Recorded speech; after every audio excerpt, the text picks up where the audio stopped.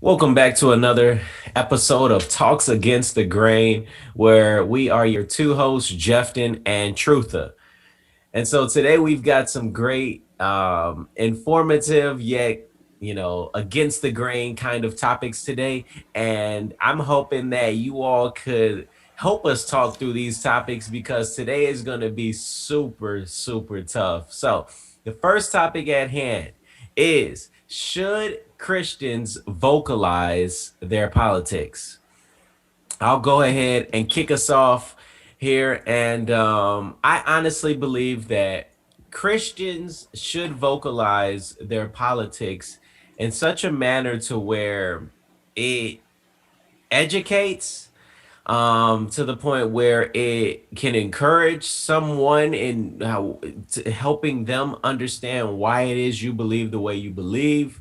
And it should, it should bring some type, it should yield some type of fruit, right? So I think in today's society, with people spewing their politics on people, it's more of a divisive thing, right? It's, when we watch the news, what are they always spewing? Propaganda. You watch CNN, what are they talking about? They're talking about the other side. You watch Fox, what are they talking about? They're talking about the other side. And so it's like it's almost like these two gangs, because we have two major political parties. And it's like two gangs fighting against each other, two little brothers, bad kids fighting against each other. And I don't believe that that's what God has called us to do. I don't think God wants us fighting over politics. And so, yeah, we can vocalize our politics to those in whom we, trust, or, I think that in a perfect world, we could vocalize our politics and it be okay. But in today's society, let's just be real here.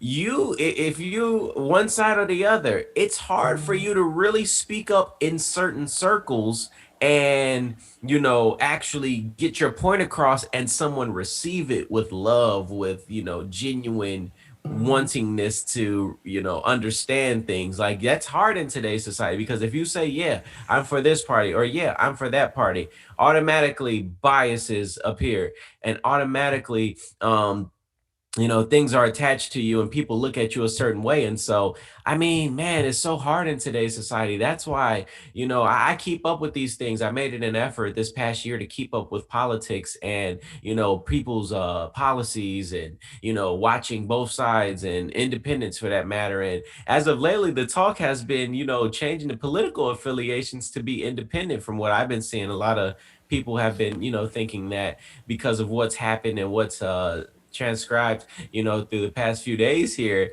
And so, it's interesting to me because I've always considered myself an independent. I never wanted to be put into a box. And so I've always considered myself like, look, I believe in this, but I also believe in this. I believe in that, but I also believe in this.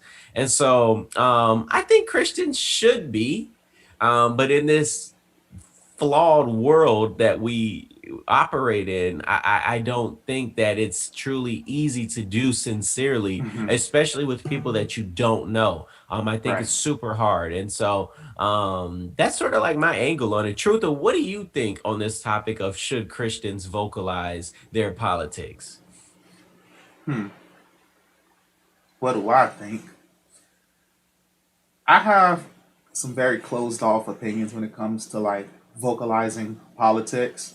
And most of that comes from being turned off from people from the church, at least over the last 4 year, 4 to 5 years, just being turned off with people and how they've approached politics in the church. And so for me, I look at the negative implications if we're not careful when we vocalize our politics. So one of those negative implications is that when we vocalize something, especially from a place of the Christian faith, because what happens, in my opinion and in my experiences, is people that vocalize things, and usually they get caught up in the us against them mentality that a lot of cable news has, and Democrats and Republicans in those spaces function in, because that's the energy that they have, is us against them. And Mhm. a lot of times Christians take that same approach, and by and large, most Christians come from a more conservative leaning, and so they're more attached to like the Republican Party, for example. Not all Christians, but a lot of Christians are, and because of that, they look down at people who vote Democrat or who are more left leaning, at least socially. So, like, what ends up happening is you run into an issue where people are so caught up in politics that they begin to add salvation implications with it. So now we go from it being a matter of, oh, I voted for this reason that was benefit, because all voting is based on self interest. It's all based on selfish implications. So, like, one thing that was important to me that I would have liked to have seen within the candidates was, stuff to push forward the conversation of reparations, stuff that would push forward social justice. So that was a huge thing for me. But a big issue I ran into is I didn't like really where either stood on it. One I felt like was doing lip service, the other just was completely neglecting the conversation of social justice, racial equality, and reparations altogether. And so I felt divided on both ends because of that. But I don't look at it as one is better than the other, one is more holy than the other, one is more righteous than the other. However, a lot of people in the church do, because there are matters like abortion and same sex marriage, LGBT uh, agendas that people perceive as they refer to it as. And what ends up happening is people look at one as just innately wicked or evil, and they look at the other as not necessarily holy, but they look at them as not against the church, and as a result, they become partners with them. So I think where I stand on it is politics. There are certain things that can be politicized, but we got to be very careful that we're not taking a political angle in how we approach these things and talk about them in the church. So, like, we could talk about social justice and not be considered a Democrat or a liberal or a leftist. We can talk about abortion and pro life values without being considered a conservative or a Republican or a right wing, person.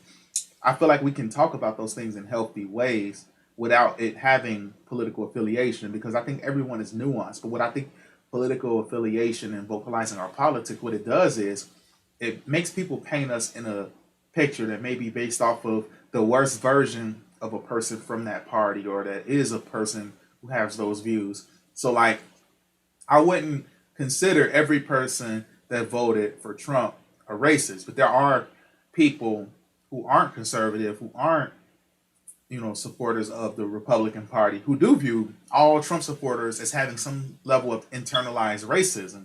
And to me, that's just ignorant. To me, that's ignorant, because then what do you say about black people that voted for Trump? Which there was a lot, and he had a lot of black people that voted for him in very huge numbers, more than most, if not any, Republican candidate of recent times that I'm aware of.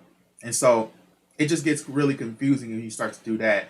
And he even had a huge number, probably a bigger number than most candidates in like LGBTQ people that voted for him. And they call him, xenophobic and against them, homophobic and all of that. They've called him all those different things. Every name you can call him, they've called him. So all I say is you got to be very careful about vocalizing your personal politics in the church, because politics in and of itself is dividing, because they are opinions on how we can make the world, society better, how we can interact with the world, so on and so forth. So because of that, we have to be very careful, and we have to be very clear that God can call for us to push politics, even the politics that we felt would be beneficial for the church. Now, sure, you say that there are certain guiding principles that we can use when looking at candidates. We can talk about paradigms. Should Christians be single issue voters? Meaning there's one single thing that if you don't have this on your docket, then a Christian shouldn't vote for you. A lot of Christians are single issue voters. So if you are pro choice, they're not voting for you. Or if you are pro LGBTQ, which by and large the whole platform of Democrats are, then immediately you're discounted from the equation. So some people are single issue voters. I'm not a single issue voter. However, I do have some guiding principles that the word has led me in. So I do consider all of those things when I vote. So that's pretty much where I stand on. I want to kind of get your thoughts on that as well. And Well, well, let me ask this because one would say, that, and thank you for clarifying the, the single issue voting, because there are tons of people like that, and I even found myself in a lot of times thinking like, man, that's that's tight, to mhm. vouch for that when that goes against everything I stand for in a sense. Now let me ask this because there are people that will say, what fruit do you see from, and this is not my personal stance. Let me preface this by saying this isn't my personal stance. It's just from what I read from both sides. Mhm. One would say, how could you vote for the Democratic Party knowing that they are against, I mean, we keeping it against the grain, against, they're against, not having the rights for abortion, and they're against not having the right to freely marry whoever you want to marry. So, as a Christian, and to those that say, how could you possibly be a Christian and represent that? What would be your thoughts? Because we're talking about Christians, vocalizing their politics. So let's just say I'm a Republican, you're a Democrat. How would you pitch to me, who has only known the Republican side of being this, not holy, but more so siding towards the Christian, biblical principle side of things? How could you pitch to me as a Democrat that those two things that I just mentioned, in, freely marrying whoever you want, and freely killing babies if you want, how could you pitch to me that that is, one where that's a Christian, angle on things. That's a Christian side of things. That's, you're still Christian, but yet you believe in those two issues as being fine. How would you pitch to me that that's okay as a Christian?